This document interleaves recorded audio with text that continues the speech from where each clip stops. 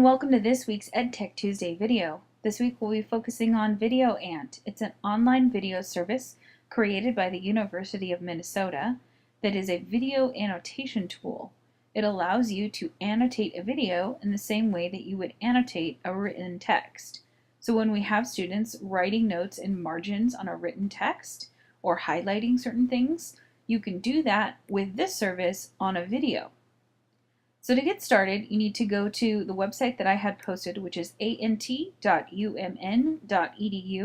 And once you get there, you're going to see these 4 choices for signing in.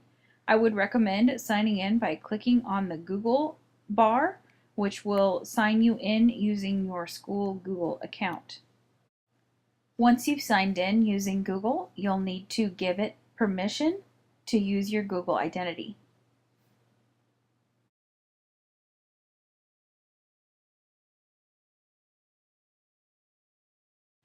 The landing page, once you've logged in, will be this dashboard, and what you're going to do is click on New Ant, the black box right there.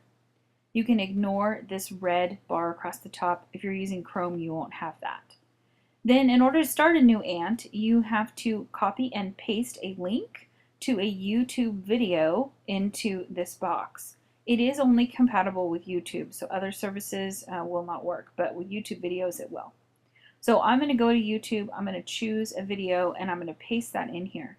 The way I used this service this year was when I was teaching a poetry unit.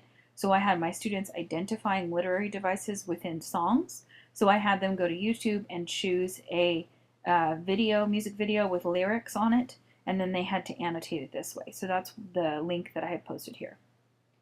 So once I accept that link, you'll see I have the video right here, and I'm going to start playing the video and adding annotations.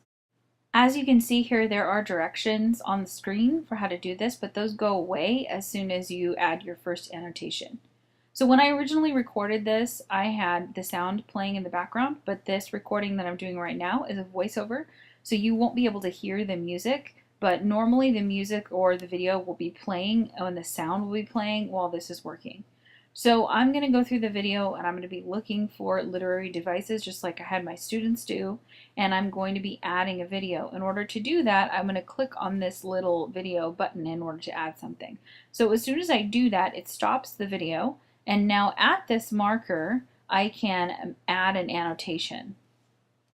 For this particular assignment, I had my students identify the literary device in the subject area, and then I had them explain it in the content box underneath. So that's what I'm typing in here.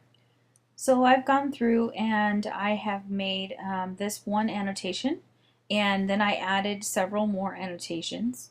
And in order to finalize all of them, I need to click Save on each one of them. I probably should have done it individually, but I'm going to go back here at the end and click Save on all of them so that they're now permanent annotations on my video.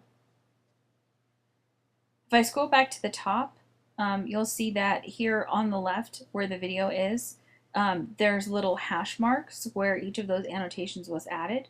And when I play the video, each of the annotations is highlighted as it gets passed in the video.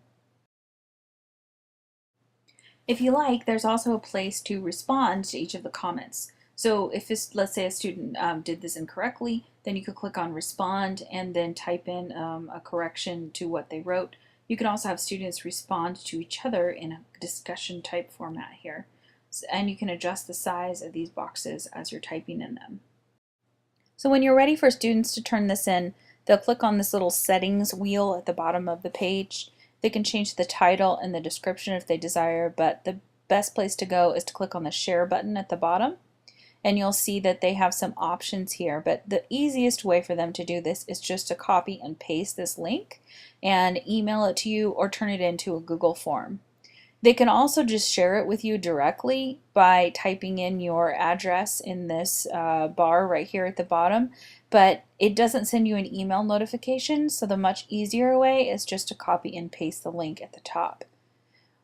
Once they have copied and pasted that link and then sent it to you in whichever format you wish, they can just simply cancel to exit out of this box because they don't need to do anything further. So that concludes how to use the Video Ant service. Just to kind of show you how I had my students do it in class, I created a Google document that I then used on Google Classroom with directions for my students.